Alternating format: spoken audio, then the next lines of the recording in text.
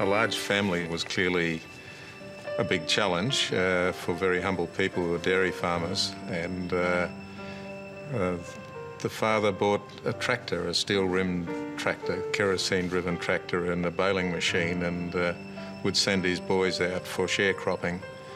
And I think that that's part of the DNA of the company, that they really put a tremendous amount of value on hard work and sheer determination to do a job.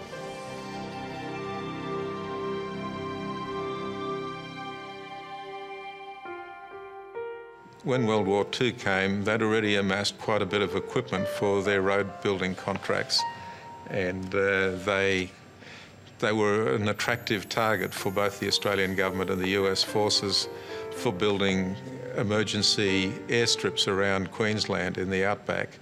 And the nature of the Thiess brothers was no task was too far away or too difficult to address.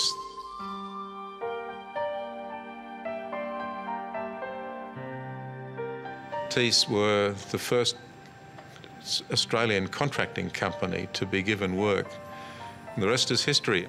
Oh, it was a massive turning point in the history of Thiess. It really changed it from an earth mover into a company that was an engineering company.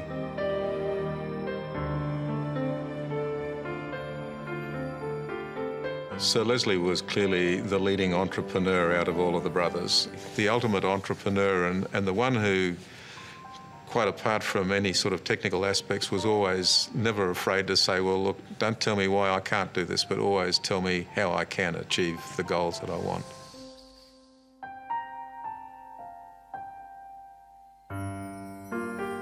The listing of the company was an absolute mandatory thing for them to do. The opportunities with coal mines, interest in cattle and in all kinds of different endeavours. Sir Leslie's vision and understanding of opportunities was endless, and you couldn't service those opportunities as a private company.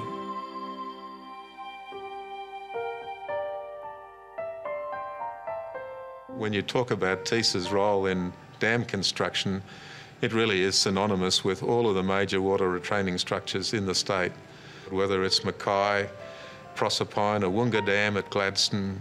Here, of course, Wivenhoe, the recent raising of the dam, the Hinds Dam.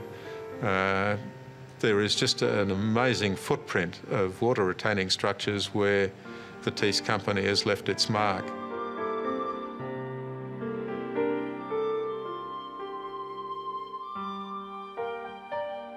I think for a company the size of Thiess now, doing over $7 billion worth of work a year, it's very difficult to imagine that that's a sustainable level of work with prospect of even further growth if they were to remain just purely in Australia.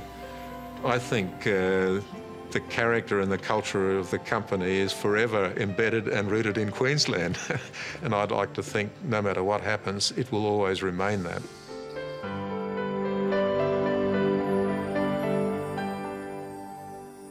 I think the footprint of the company in Queensland is nothing short of amazing.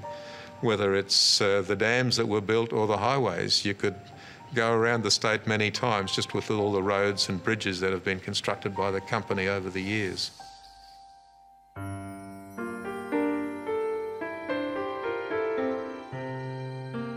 It is an all-pervasive impact that they've had on Queensland. There's a phenomenal footprint.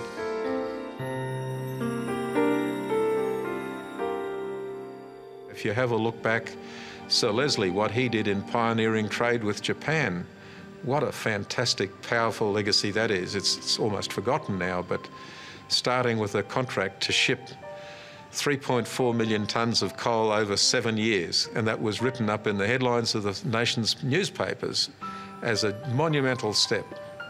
Or the introduction of Thiess Toyotas.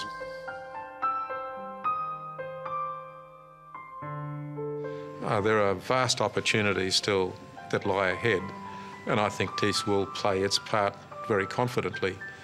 I'd love to think it sees its centenary one day. I won't be there to celebrate it, but I think it's made a proud contribution to this country, to this state, and I think it's got every reason to be confident about the future.